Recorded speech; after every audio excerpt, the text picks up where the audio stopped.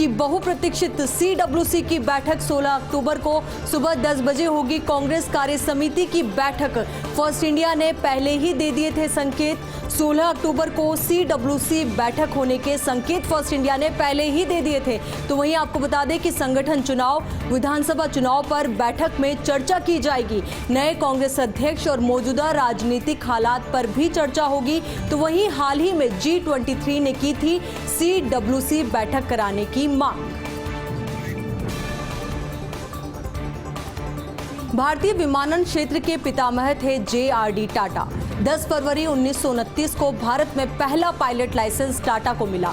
JRD Tata को भारत में विमान सेवा शुरू करने का श्रेय है। तो वहीं 15 अक्टूबर 1932 को कराची से मुंबई तक विमान उड़ाकर लाए थे टाटा। 1932 में टाटा ने शुरू कर दी थी विमान सेवा। तो वहीं 1946 में टाटा एयरलाइंस नाम से बनी पब्लिक लिमिटेड कंपनी। 1953 में सरकार ने कर लिया था एयर इंडिया का अधिग्रहण। तो वहीं 8 अक्टूबर 2021 को वापस टाटा सन्स के पास एयर इंडिया।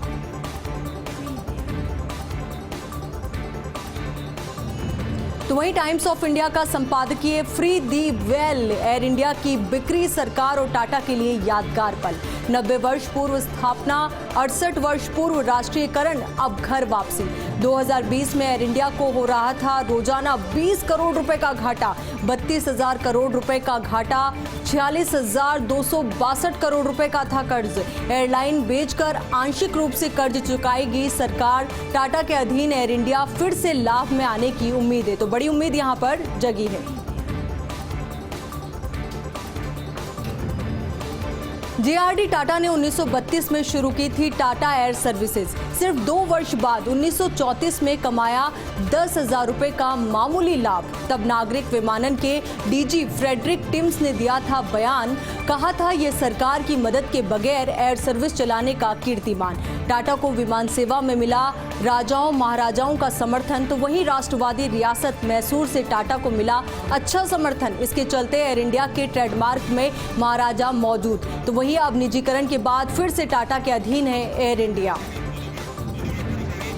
तो बेहद अहम खबर से इस वक्त आपको मुखातिब करा रहे हो और ये बेहद अहम मसला, क्योंकि जिस तरीके से वापस से टाटा के अधीन एयर इंडिया हुई है तो ऐसे में बड़ी खुशखबरी वाली ये खबर अपने आप में हो जाती है।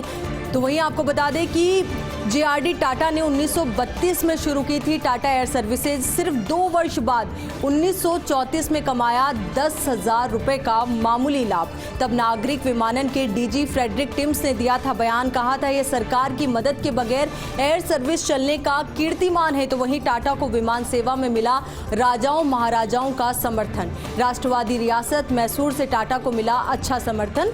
इसके चलते एयर इंडिया के ट्रेडमार्क में महाराजा मौजूद है। तो वहीं अब निजीकरण के बाद फिर से टाटा के अधीन है एयर इंडिया।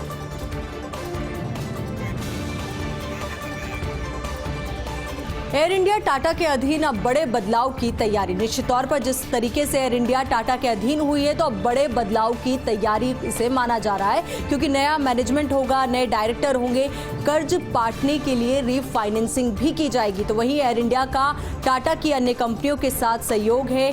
बोइंग और एयरबस के साथ मिलकर बदले जाएंगे पुराने विमान। तो वहीं एयर इंडिया को लाभ में लाने के लिए बदलेंगे flight schedule. Vistara air Asia के साथ एयर इंडिया का तालमेल, क्योंकि जिस तरीके से अब टाटा के अधीन एयर इंडिया हुई है वापस से, तो अब ऐसे में कई अहम बदलाव जो हैं वो किए जाएंगे, क्योंकि नया मैनेजमेंट यहाँ पर आपको देखने को मिल सकता है। तो वहीं नए डायरेक्टर आपको देखने को मिल सकते हैं। वहीं आपको बता दें कि जो कर्ज है उसको पाटने के लिए रीफाइनेंसिंग भी की जा सकती है। तो वहीं एयर इंडिया का टाटा की अन्य कंपनियों के साथ सहयोग भी आप देख पाएंगे। बोइंग और एयरबस के साथ मिलकर बदले जाएंगे पुराने विमान। जो पुराने विमान हैं उन्हें बदलने की कोशिश और कवायद यहाँ पर रहेगी। वहीं एयर इंडिया को लाभ में लाने के लिए फ्लाइट का जो शेड्यूल है वो भी बदला जाएगा। विस्तारा एयर एशिया के साथ एयर इंडिया का तालमेल भी आपको नजर आ सकता है।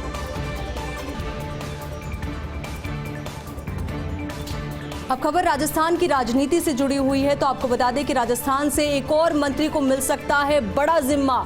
डॉक्टर रघु शर्मा के बाद अब हरीश चौधरी को मिल सकता है बड़ा जिम्मा, बड़ी जिम्मेदारी। हरीश चौधरी को मिल सकता है पंजाब में कांग्रेस का प्रभार।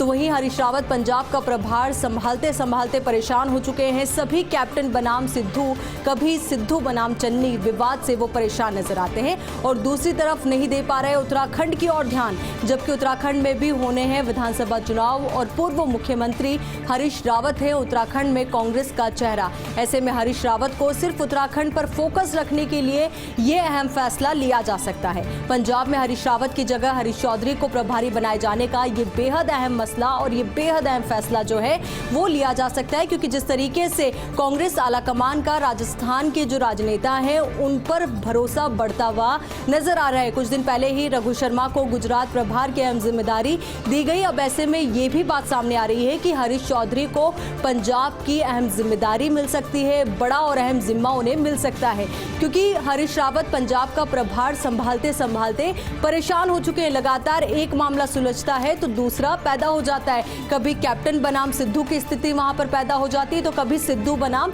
चन्नी विवाद से वो परेशान होते हुए नजर आते हैं। और दूसरी तरफ वो उत्तराखंड की ओर भी ध्यान नहीं दे पा रहे हैं, क्योंकि उत्तराखंड में भी विधानसभा चुनाव जो है बेहद नजदीक है। वहां पर भी ये चुनाव जीतना कांग्रेस के लिए बड़ी चुनौती होने वाली है। तो ऐसे में पूरा फोकस उनका भी उत्तराखंड पर होना चाहिए, पर इस विवाद को सुलझाते सुलझाते वो उत्तराखंड पे से फोकस जो है उनका वो नहीं हो पा रहा है। तो ऐसे में अब हो सकता है कि उनसे ये अहम जिम्मेदारी लेकर के हरीश चौधरी को दे दी जाए। तो वहीं पंजाब में हरीश रावत की जगह हरीश चौधरी को प्रभारी बनाए जाने का यह अहम फैसला सामने आ सकता है। तो चलिए अब बात करते हैं ममता बनर्जी की। तो ममता बनर्जी की नजर अब दिल्ली की तरफ है, ये कहा जा रहा है, क्योंकि भवानीपुर उपचुनाव से पहले ममता बनर्जी ने किया दावा, कहा भवानीपुर से खेल शुरू, भारत जीतने में होगा इसका अंजाम। इसके साथ ही तृणमूल कांग्रेस की तरफ से 2 अभियान शुरू किए गए हैं। पहला अभियान जो शुरू किया गया है वो ये है कि 2024 में भाजपा के सामने बनाना है लचीला विपक्ष और दूसरा ममता बनर्जी को बनाना है विपक्षी गठबंधन की नेता। बंगाल में भाजपा के खिलाफ तृणमूल ने लड़ी विश्वसनीय लड़ाई, तो वहीं भाजपा को हराकर फिर से मुख्यमंत्री बनी ममता बनर्जी। हालांकि राष्ट्रीय स्तर पर फिलहाल शून्य है तृणमूल की मौजूदगी। दूसरी तरफ इन दिनों विपक्ष की ओर से मुख्यधारा में लौट रहे हैं राहुल गांधी। ऐसे में बेहद मुश्किल होगी ममता बनर्जी की दिल्ली की राह। तो निश्चित तौर पर ये राह मुश्किल होने वाली है, पर जब भवानीपुर से वो चुनाव जीत रही थी तो टीएमसी के तमाम कार्यकर्ता यही कह रहे थे कि बी से भवानीपुर और बी से भारत। तो ऐसे में उनका जो अगला लक्ष्य है वो साफ तौर पर दिल्ली ही होगा। तो अब ये भी कहा जा रहा है कि ममता बनर्जी की नजर अब दिल्ली की तरफ है, क्योंकि भवानीपुर उपचुनाव से पहले ममता बनर्जी ने बड़ा और अहम दावा किया है। वो दावा क्या है वो भी आपको बताते हैं। उन्होंने कहा कि भवानीपुर से खेल शुरू किया गया है, भारत जीतने में इसका अंजाम जो है वो होगा। तो इसके साथ ही तृणमूल कांग्रेस की तरफ से 2 अभियान शुरू किए गए हैं। पहला अभियान जो शुरू किया गया है वो ये है कि 2024 में भाजपा के सामने बनाना है लचीला विपक्ष और दूसरा ममता बनर्जी को बनाना है विपक्षी गठबंधन की नेता। तो साफ तौर पर विपक्षी गठबंधन की नेता के रूप में वो उभरे, ये कोशिश और कवायद टीएमसी लगातार कर रही है, क्योंकि बंगाल में भाजपा के खिलाफ तृणमूल ने लड़ी विश्वसनीय लड़ाई, तो वहीं भाजपा को हराकर फिर से मुख्यमंत्री जो है ममता बनर्जी बनी। हालांकि राष्ट्रीय स्तर पर फिलहाल शून्य है तृणमूल की मौजूदगी। दूसरी तरफ इन दोनों विपक्ष की ओर से मुख्यधारा में लौट रहे हैं राहुल गांधी। ऐसे में बेहद मुश्किल होकर ममता बनर्जी की जो ये राह है दिल्ली की ओर। मध्य प्रदेश में सरकार बनाने के लिए आदिवासियों का समर्थन बेहद जरूरी। राज्य की जनसंख्या में 21% यानी कि करीब 2 करोड़ आदिवासी है। विधानसभा की 230 में से 47 सीटें एसटी के लिए आरक्षित है, तो वहीं मध्य प्रदेश की 29 लोकसभा सीटों में 6 एसटी के लिए आरक्षित है। 2013 में विधानसभा की 47 एसटी सीटों में भाजपा ने 30 सीटें जीती, तो वहीं 2018 में कांग्रेस ने एसटी की 47 में से 30 सीटें जीती और सरकार बनी। हालांकि ज्योतिरादित्य के दल बदल से सरकार जो है कमलनाथ की वो गिर गई। फिर भी मध्य प्रदेश की राजनीति में आदिवासियों का समर्थन महत्वपूर्ण है और बेहद जरूरी है। तो वहीं अब बात करते हैं इंडिया टुडे में केंद्रीय गृह राज्य मंत्री अजय मिश्र टैनी के इंटरव्यू की। तो इस इंटरव्यू के दौरान उन्होंने जो बयान दिया वो आपको बताते हैं। उन्होंने कहा कि मैं ब्राह्मण चेहरा नहीं, जनता का चेहरा हूं। चुनाव में मुझे मिला सभी लोगों का समर्थन। लखीमपुर खीरी के 5% किसान भी कृषि कानून के खिलाफ नहीं है, इसलिए साजिश करने के लिए बाहर से बुलाए गए थे लोग। तिकोनिया कांड के बाद और बढ़ गया भाजपा का समर्थन। अभी चुनाव हो जाए तो पिछली बार से दोगुना हो जाएंगे मेरे वोट।